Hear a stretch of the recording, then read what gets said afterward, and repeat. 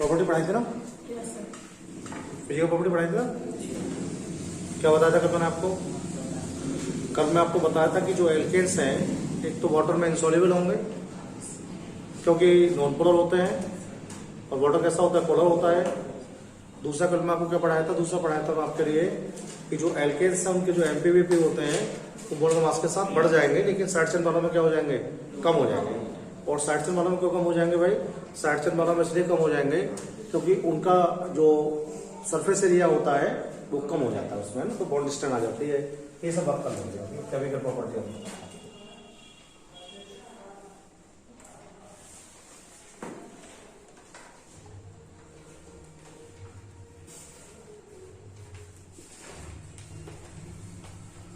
देखिए एल्केन की chemical property क्या है भाई?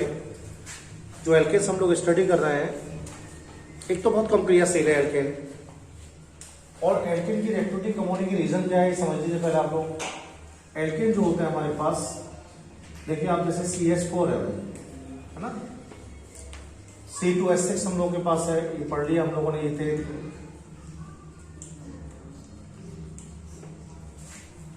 ये जो एल्केन्स हम लोगों के पास है, इनमें सारे बॉन्ड कैसे सिंगल हैं, और सिंगल बॉन्ड क्या होते हैं? Always will be sigma bond.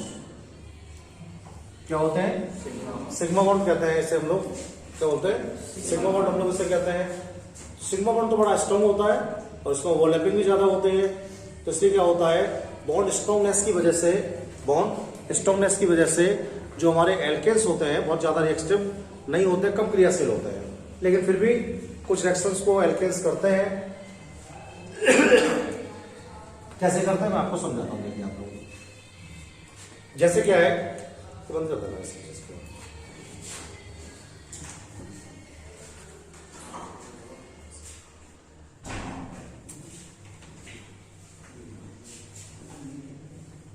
Cl2 से हम लोग को रिएक्शन कराना है। जैसे क्लोरीन से बड़ी आसानी से रिएक्टिव हो जाते हैं, अगर आप Cl2 मिलाएंगे तो Cl2 से रिएक्ट तो आसानी से कर जाएंगे एल्केन्स। अब जैसे मीथेन हम लोगों के पास है भाई, CH4 मीथेन है, और ये मीथेन को आप जानते हैं बिकॉज इट हैव 1 कार्बन, एक कार्बन इसके अंदर है, इसलिए मीथेन है भाई। इसमें से हम लोग क्या करते हैं? Cl2 को हम लोग इसमें ऐड करते हैं। यूवी का मतलब होता है सनलाइट, अल्ट्रावायलेट का मतलब होता है सूर्य का प्रकाश। अब देखेंगे हम लोग, अब CH4 हम लोगों के पास है, क्या मिलाया आप लोग इसमें? Cl2। जैसे Cl2 को मिलाएंगे तो क्या होगा भाई? Cl2 ये है हमारे पास, देखो ध्यान से, क्या निकल जाएगा इसमें से? HCl, तो माइनस HCl निकाल दिया मैंने इसमें से। अब क्या आ जाएगा CH की जगह? Cl आ जाएगा। क्या जाएगा? Cl। तो ये हो जाएगा आपका CH3Cl। हम लोग इसे पढ़ेंगे मिथाइल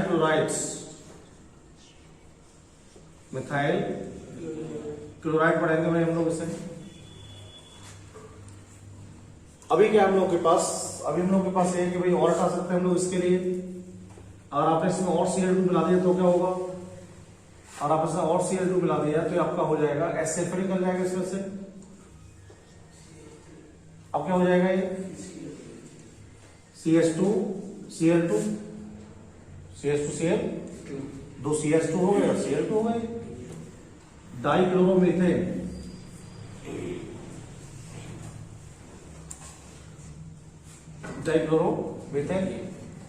अभी और हाइड्रोजन है इसके अंदर, और आपने क्या बना दिया इसमें? Cl2 और बना दिया, तो ये भी HCl है। Cl2 मिलाते ही ये हो जाएगा CH, Cl3 ट्राई क्लोरोमीथेन, और हाइड्रोजन अब एक, इसे हटाओ, प्रतिस्थापित करो इसे, ऐसे निकल जाएगा। जैसे Cl2 मिलाएंगे तो हो जाएगा CCl4 कार्बन टेट्राक्लोराइड्स, कार्बन टेट्राक्लोराइड्स। तो देखिए सारे हाइड्रोजन हटा दिए मैंने इसमें, जितना हाइड्रोजन थे वो सारे हटा दिए मैंने। पहले में क्या बना आपके पास? मेथाइल क्लोराइड है, दूसरे में क्या आपके पास एथाइल डाइक्लोरोमीथेन है, तीसरे में ट्राइक्लोरोमीथेन है, इसे कार्बन टेट्राक्लोराइड बोलता है। तो वो जो CaCl3 होता है ना बेटे, इसे हम लोग क्लोरोफॉर्म भी कहते हैं, क्लोरोफॉर्म। क्लोरोफॉर्म का फॉर्मूला भी CaCl3 ट्वेल्थ में पढ़ाएंगे डिटेल से कोर्स में आपके वक्त क्लोरोफॉर्म के बारे में। सोने में क्या हो जाता है, इससे बेहोश हो जाता है, एनास्थेटिक होता है। ये क्या है भाई, इसे कॉमन लैंग्वेज बोलते हैं पायरीन। क्या बोलते हैं, पायरीन बोलते हैं इसके कॉमन लैंग्वेज में हम लोग। तो ध्यान रखेंगे ये कॉमन नाम है इनके। ट्राइक्लोरोमीथेन कॉमन नाम क्या होता है, क्लोरोफॉर्म। क्या होता है, क्लोरोफॉर्म। और CCl4 का कॉमन नाम क्या होता है, पायरीन होता है। क्या होता है, पायरीन होता है। अब जैसे आपके पास ईथेन होता तो कैसे करते हैं आप लोग भाई, अगर सर आपको ईथेन प्रोवाइड कराए होते तो ईथेन का फॉर्मूला क्या होता है, ईथेन का तो C2H6 होता है, C2H6। 6 हटा सकते हैं इसमें से आप, कैसे हटा सकते हैं, ईथेन लिख देता हूं पहले मैं, इसमें से आपने Cl2 मिलाया मान लीजिएगा, जैसे Cl तो हटेगा इसमें से, क्या आ जाएगा इसकी जगह, Cl आ जाएगा। क्या हो जाएगा ये, C2H5Cl। क्या पढ़ेंगे इसे, क्लोरो इथेन, क्लोरो इथेन। और हम लोग क्या करते हैं, इसमें फिर से Cl2 मिला देते हैं, तो फिर HCl निकल जाएगा। क्या हो जाएगा, C2H4Cl2। क्या पढ़ेंगे इसे, डाइक्लोरो इथेन। फिर Cl2 मिला देंगे, ऐसे फिर निकल जाएगा इसमें से, तो हो जाएगा आपका C2H3Cl3। समझिए, डाइक्लोरो इथेन हो गया। और निकल जाएगा भाई, Cl2 मिला दिया देखो मैंने इसमें, HCl, C2H2Cl4, tetra chloro ethane. फिर बना रहा हूं मैं Cl2 इसमें, HCl निकल जाएगा। क्या हो जाएगा, C2HCl5, पेंटा क्लोरो इथेन। एक हो जाएगा यार, उसी में लगा दो, Cl2 मिला क्या निकल जाएगा, HCl हो जाएगा C2Cl6, C2Cl6। इसे क्या पढ़ेंगे आप, C2Cl6 को पढ़ेंगे हेक्साक्लोरोइथेन, हेक्साक्लोरोइथेन। और ये क्या होता है, ये होता है कैम्फर, कपूर। क्या होता है, आर्टिफिशियल कैम्फर बोलते हैं इसे हम लोग, आर्टिफिशियल कैम्फर बोलते हैं। और सफेद रंग का देखा होगा, मार्केट में अवेलेबल होता है, आता है मार्केट के अंदर। और हम लोग क्या करते हैं, पूजा पाठ में इसका यूज करते हैं ना। तो कैसा कपूर है, नकली कपूर है, डुप्लीकेट कपूर है, जिसे हम लोग क्या बोलते हैं, हेक्साक्लोरोइथेन। तो 3 बात नहीं पता पड़ के देख लो अभी।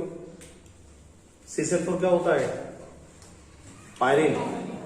कहाँ यूज होता है मालूम है, पायरीन का यूज होता है, जो पेट्रोल पंप वगैरह होते हैं उन पर आग लग जाती है ना, तो उसे बुझाने में पायरीन का इस्तेमाल करते हैं। क्यों करते हैं पायरीन का इस्तेमाल भाई, इसलिए करते हैं कि जो पानी होता है वो पेट्रोल में इंसॉल्युबल होता है, तो उसका क्या होता है, वाटर के साथ हीट इंटरेक्ट होता ही नहीं है। तो हमें क्या मिलाना है, हमें पेट्रोल में ऐसे सॉल्वेंट को मिलाना है जो पेट्रोल में विलय हो। कैसा हो, विलय हो। तो CCl4 दिया जाता है। फिर कार्बन टेट्राक्लोराइड क्या करता है, इसका ये जो है आग बुझाने में इस्तेमाल होता है पेट्रोल पंपों के लिए। CHCl3 क्लोरोफॉर्म कहते हैं इसके लिए, एनास्थेटिक है। ये क्या होता है, एनास्थेटिक होता है, बेहोश करने में काम आता है। और ये क्या है, कैम्फर है, हेक्साक्लोरोइथेन। हेक्साक्लोरोइथेन क्या होता है, कैम्फर होता है। और ये क्या होता है, C2Cl6। याद रखेंगे आप उसको। तो पढ़ो बताइए, सुना ना। तो दूसरा क्या है,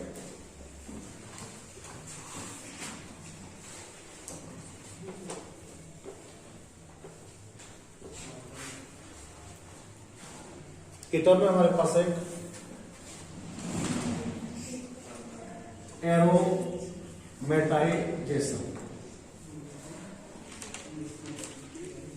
एरोमेटाइजेशन, ये सिर्फ आपको याद रखना है, इनका एग्जाम से कोई ताल्लुकात नहीं है, समझे ना आप लोग। बोर्ड एग्जाम से इनका कोई मतलब नहीं है। इससे क्या पढ़ाया जा रहा है आपको, ये टर्म आपको इससे समझाई जा रही है कि बात आएंगी पीछे आगे, तो आप समझ क्या करेंगे, सर हमें क्या पढ़ाना चाहना है दोबारा से। तो एरोमेटाइजेशन का मीन्स क्या होता है, एरोमेटाइजेशन का मीन्स होता है कि जैसे सर ने आपको कोई ओपन चैन वाला कंपाउंड दिया है, सर ने कोई आपको ओपन चैन वाला कंपाउंड दिया है और आप क्या कर रहे हैं भाई, उस ओपन चैन वाले कंपाउंड्स को आप कर रहे हैं साइक्लिक, क्या कर रहे हैं, साइक्लिक। तो जब भी किसी ओपन चैन वाले कंपाउंड्स को रिंग वाले कंपाउंड बदला जाता है तो साइंस में इस प्रोसेस को बोलते हैं एरोमेटाइजेशन, एरोमेटाइजेशन। बेटा इन टर्मों की हिंदी कुछ नहीं है, ये ध्यान रखेंगे आप लोग, ये टर्म सब आपको ऑर्गेनिक का अंग्रेजी में पढ़ना है। तो एरोमेटाइजेशन का मीन्स क्या होगा पहले आप समझ लीजिएगा। ये मीन्स हो गया भाई, जैसे हमारे पास क्या है, हमारे पास लिखा हुआ है CH3 CH2 CH2 CH2 CH2 और CH3, क्या होगा इसका नाम, एन हेक्सेन। आप पूरी क्या करो, पिटाई करो, एन हेक्सेन, एन हेक्सेन। अब आप इसे हीट करते हैं हाई टेम्परेचर पर। जैसे आप लोग इसे हीट करेंगे तो क्या होगा, देखो ये होगा, देखो इससे हीट करने पर ये वाला जो टर्मिनल है ना, तो इस पर CH3 है, इस पर भी CH3, देखो बीच में क्या हमारे पास CH2 का होल 4, और ये वाला हाइड्रोजन हट जाए यहां से, एक इलेक्ट्रॉन फ्री हो जाएगा, और ये वाला हाइड्रोजन हट जाए यहां से तो कार्बन का इलेक्ट्रॉन फ्री हो जाएगा, और ये दोनों कार्बन आपस में क्या कर जाए, शेयर कर जाए, तो रिंग हो जाएगी। फिर कैसे हो जाएंगे, देखो रिंग, जैसे आप लोग इसमें से हाइड्रोजन को निकालेंगे यहां से, तो फिर अपने आप रिंग में चेंज हो जाता है, ये हो जाता है CH2 CH2 CH2 CH2 CH2 और CH। अब क्या हो गया, साइक्लोहेक्सेन, साइक्लो रिंग बन गई है तो साइक्लो आएगा, 6 कार्बन है तो हेक्स आएगा, सारे सिंगल बॉन्ड में तो क्या आएगा, ये नहीं आएगा, इसका नाम क्या हो गया, साइक्लोहेक्सेन, साइक्लोहेक्सेन। तो किसी भी एल्केन्स के लिए एट हाई टेम्परेचर जब हम लोग हीट करते हैं, किसी भी एल्केन के लिए एट हाई टेम्परेचर जब हम लोग हीट करते हैं तो उससे हमें क्या मिलता है, साइक्लोहेक्सेन मिलता है। और जब भी किसी एलिफेटिक कंपाउंड के लिए बाय द एडॉप्टेड कंडीशन, अनुकूलित परिस्थितियों में हम लोग क्या करते हैं, अनुकूलित परिस्थितियों में जब हम लोग गर्म करते हैं तो उससे हमें क्या मिलता है, उससे हमें कुछ साइक्लिक कंपाउंड मिल जाता है। इस प्रोसेस को हम लोग क्या बोलते हैं, एरोमेटाइजेशन। बात समझा गई। देखिए ये भी बार बार मैं बोला करूंगा, जब भी मैं आपसे कहूंगा एरोमेटाइजेशन करना है हम लोगों के लिए, तो आप तुरंत ही क्या करेंगे, रिंग मार की कोशिश करेंगे, है ना, ओपन वाले को रिंग में चेंज करने की कोशिश करेंगे हम लोग। अभी जैसे क्या है, थर्ड प्रॉपर्टी में आपको बताता हूं।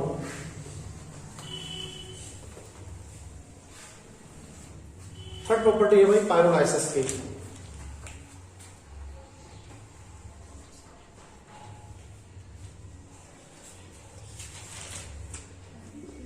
पायरोलाइसिस, अब पायरोलाइसिस को हम लोग क्या बोलते हैं, पायरोलाइसिस के लिए हिंदी में कहते हैं ताप अपघटन।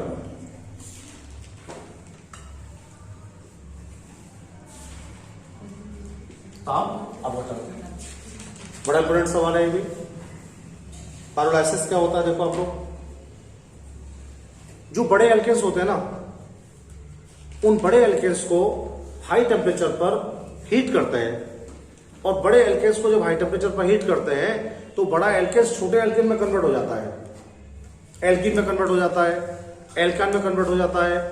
तो जब भी कोई बड़ा एल्केन्स हीट किया जाता है, या किसी भी कॉम्प्लेक्स एल्केन को या हायर वेट मॉलिक्यूलर एल्केन्स के लिए हम लोग क्या करते हैं, गर्म करते हैं, क्या करते हैं, गर्म करते हैं, और वो किस में डिवाइड हो जाए, स्मॉल साइज के कंपोनेंट में डिवाइड हो जाए, छोटे छोटे भागों में डिवाइड हो जाए, तो उस प्रोसेस को हम लोग क्या बोलते हैं, पायरोलाइसिस।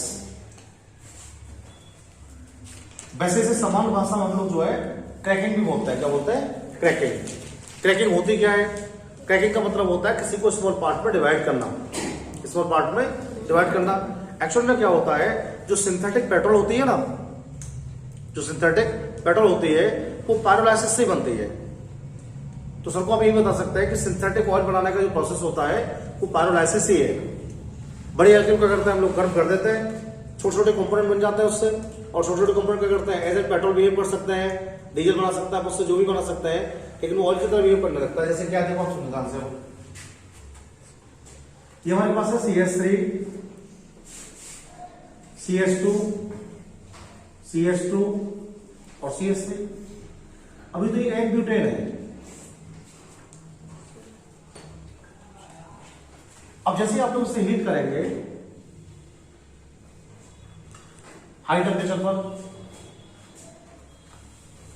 तो इससे CH4 बन जाएगा, जैसे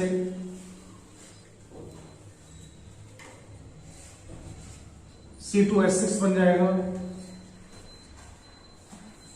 C2H6 बन जाएगा, या C2H4 लिख दो आप लोग इससे।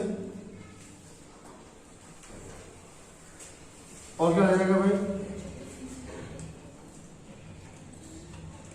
कार्बन से सेपरेट हो जाएगा, हाइड्रोजन से अलग हो जाएगा, तो पूरे हो गए 2 3 और 1 4 कार्बन हो गए, 4 4 8 और 2 10। कितने कंपोनेंट बन गए, CH4 बन गया, इससे C2H2, कार्बन, हाइड्रोजन, ये सब कंपोनेंट जो हो गए, देखिए आप इसी से बने हैं सब।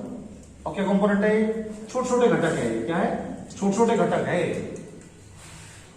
तो जब भी किसी बड़े एल्केन्स के लिए, जब भी किसी बड़े एल्केन्स के लिए बाय द टेम्परेचर, जब भी किसी बड़े एल्केन्स के लिए बाय द टेम्परेचर क्या करते हैं, छोटे छोटे कंपोनेंट्स में डिवाइड कर देते हैं, छोटे छोटे कंपोनेंट्स में डिवाइड कर देते हैं, तो उससे हम लोग बोलते हैं पायरोलाइसिस। पायरोलाइसिस।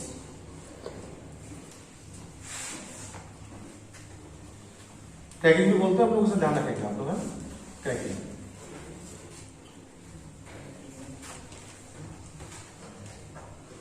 अब एक फोर्थ टर्म है आइसोमेराइजेशन।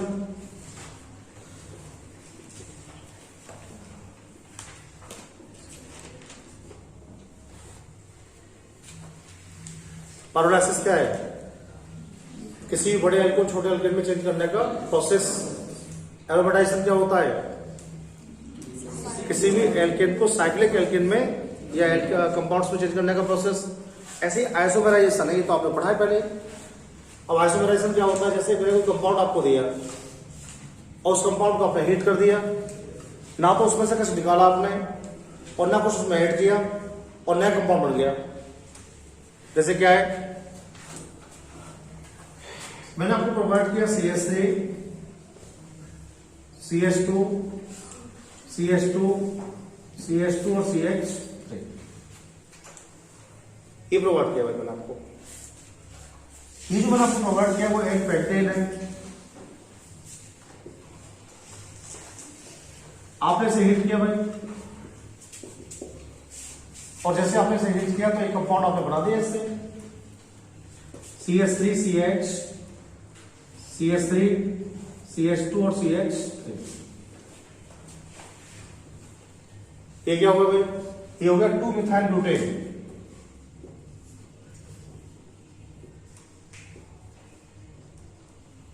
समझ में आ गया क्या फर्क है दोनों में? Both are chain isomer. कैसे आइसोमर दोनों? चेन आइसोमर है। इसमें कितने कार्बन चेन में? 5। इसमें कितने कार्बन है? 4। तो एक आइसोमर बाय द टेम्परेचर दूसरे आइसोमर में कन्वर्ट हो गया। एक आइसोमर बाय द टेम्परेचर दूसरे आइसोमर में कन्वर्ट हो गया।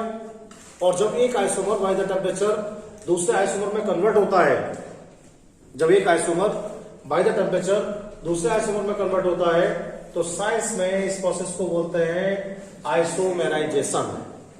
आइसोमेराइजेशन। समझ में आ गया। तो एरोमेटाइजेशन क्या होता है बेटे, जब कोई एल्केन रिंग में कन्वर्ट होता है।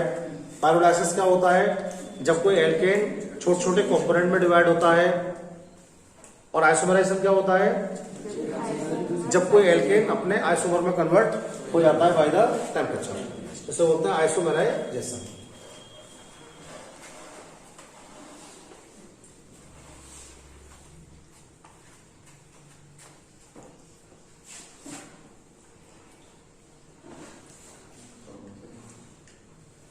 कम्बशन आपको बताऊंगा मैं, कम्बशन को हिंदी में क्या बोलते हैं, दहन। क्या होता है, अब जो आपका एलपीजी गैस सिलेंडर होता है उसमें क्या होता है, एन ब्यूटेन होता है, n butane, methane, ethane, propane, चौथे नंबर का एल्केन है वो। क्या है, चौथे नंबर का एल्केन। जैसे क्या है, ये हमारे पास CH4 है। कम्बशन की रूल क्या है, देखो ध्यान रखेंगे आप लोग। जब भी किसी ऑर्गेनिक कंपाउंड की दहन करते हैं, कम्बशन करते हैं, तो कम्बशन में उस ऑर्गेनिक कंपाउंड के अंदर जितने कार्बन होते हैं उतना तो CO2 निकाल देते हैं, और जितने H होते हैं उसका आधा जल निकाल देते हैं। How many carbons, CO2। How many hydrogen, 2H2। हो गया कम्बशन भाई इसका। मीथेन का कम्बशन कर दिया मैंने। कितने ऑक्सीजन लगे आपके इस प्रोसेस में बताइए, देखें। 2 और 2 4, तो 2 और 2 हो गया बेटे, समझिए। दूसरा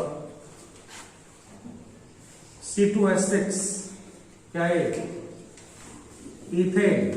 क्या है, इथेन। कम्बशन तो इसका होता है, क्या बनेगा, कितना CO2, 2 CO2 और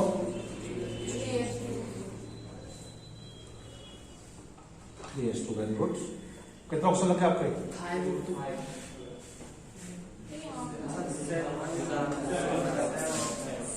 2 दूनी 4 और 3 7, और 7 का मतलब है 3.5 O2।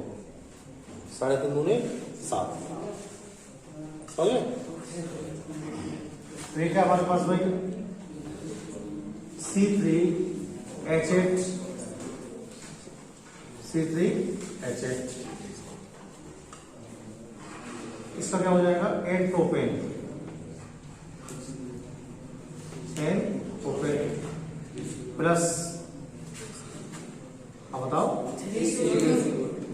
और 4H2। बताओ ऑक्सीजन कितना लग गए, 3 दूनी 6 और 4 10 काउंटर 5। Very good. 5O2। समझ में आ गया। हम लोग करते हैं C4H10 का कम्बशन,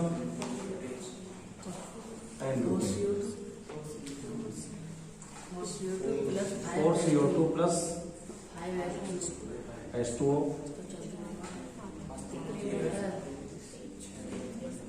है ना, 4। तो जो आपका एलपीजी होता है, लिक्विड पेट्रोलियम गैस, तो यह एलपीजी होता है। पूछेंगे सर आपके जो आपका गैस सिलेंडर होता है एलपीजी का, उसमें कौन सा एल्केन होता है बताइए। अब बताएंगे सर एन ब्यूटेन होता है। तो पहले क्या था, मानो जब एन ब्यूटेन को डिस्कवर किया गया था, तो एन ब्यूटेन को डिस्कवर करते समय ये बताया गया कि भाई इसमें कोई गंध तो आती नहीं है, बहुत सारे हादसे हुए इससे। बाद में साइंटिस्टों ने बताया कि भाई हमें कैसे पता करेंगे कि इसमें लीकेज हो रही है, हमें कैसे पता करेंगे कि इसके अंदर लीकेज हो रही है। अब आप 3 कमरों में, चौथे कमरे में बैठे हुए हैं गैस से, अपनी रसोई से, तब भी आप बता देते हैं अपने बच्चों को, कहते हैं भाई गैस लीक हो रही है कि ना, घर वाले कहते हैं आपके, कैसे पता पड़ जाता है ना। मैं उसके अंदर क्या काम किया, उसके अंदर एक अलग कंपाउंड सेट कर दिया, और वो कंपाउंड था SH। जिन कंपाउंड्स में SH ग्रुप आता है ना, जिन कंपाउंड्स में SH ग्रुप आता है, उन कंपाउंड्स को बोलते हैं थायो। क्या बोलते हैं, थायो कंपाउंड, या फिर हम लोग बोलते हैं ना मर्कैप्टेन। मर्कैप्टेन बोलते हैं।